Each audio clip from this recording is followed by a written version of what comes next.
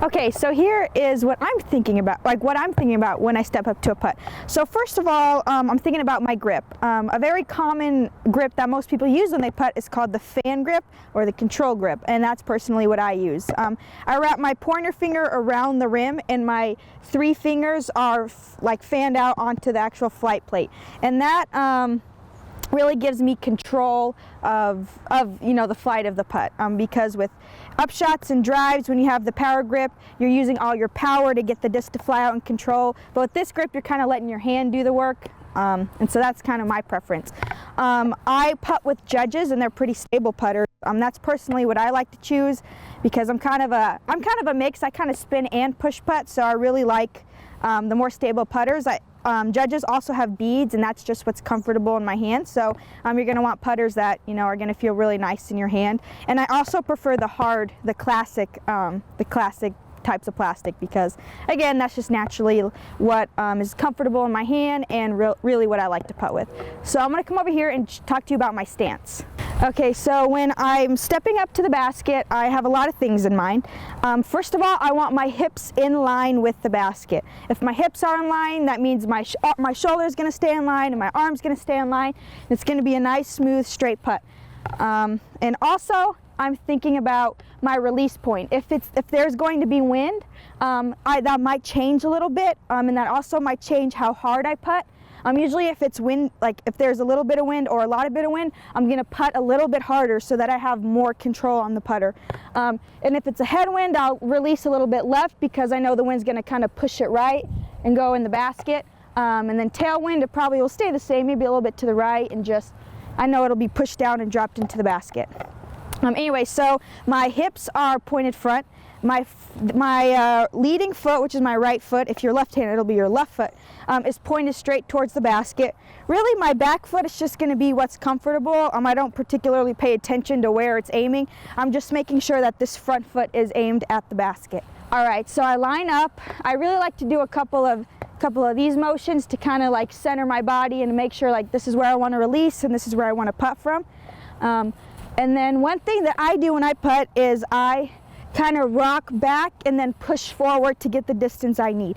I know some people kind of go down then up, or they rock back, like backwards to forwards. And so personally for me, I know that I rock from backwards to forward just to get that oomph and the momentum I need to get the distance on my putt. So I'm making sure I'm getting that rocking motion and that I'm about to, fire.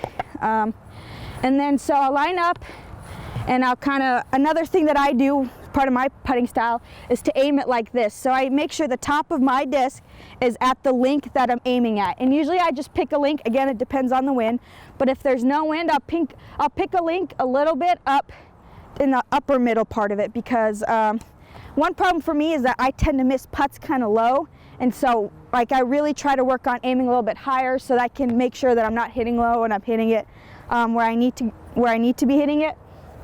So after I do that, I go down and I rock back, and then I push forward and I come from the center, because coming from the center means your arm's gonna transfer. So it's coming from the center, and your arm's gonna be center, and then your hand, and then your wrist. So it's really one fluid motion, and I'm making sure that again it's straight and I'm aiming straight. Then after I let go, I'm purposefully holding my follow through.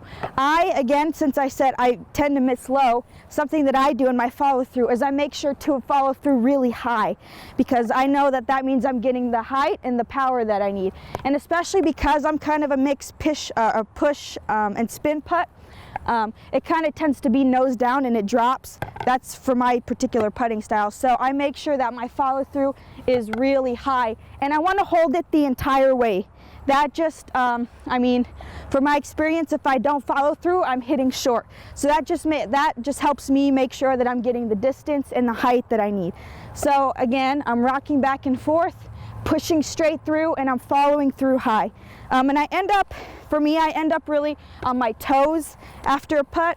And so I want to make sure that after my follow through, I'm remaining like balanced. Obviously I'm on just the tip of my toe, but I need to make sure that I'm balanced, because it could be a falling putt if I'm not balanced. So that's also something I think about. So holding my follow through, I'm on the tip of my toes, and I want to make sure that my follow through is in line. If my follow through is right, I'm going to miss right. If my follow through is left, I'm going to miss left. So I'm also purposely thinking, I really want my swing and my follow through to be like making a line, like in line with the center of the basket. It's one straight fluid motion and it's right in line with the basket. And usually if I'm not like in line, I'll notice and I'll miss right and I'll miss left, and so then I can make that adjustment on the next putt. So yeah, that's what I think about when I'm putting.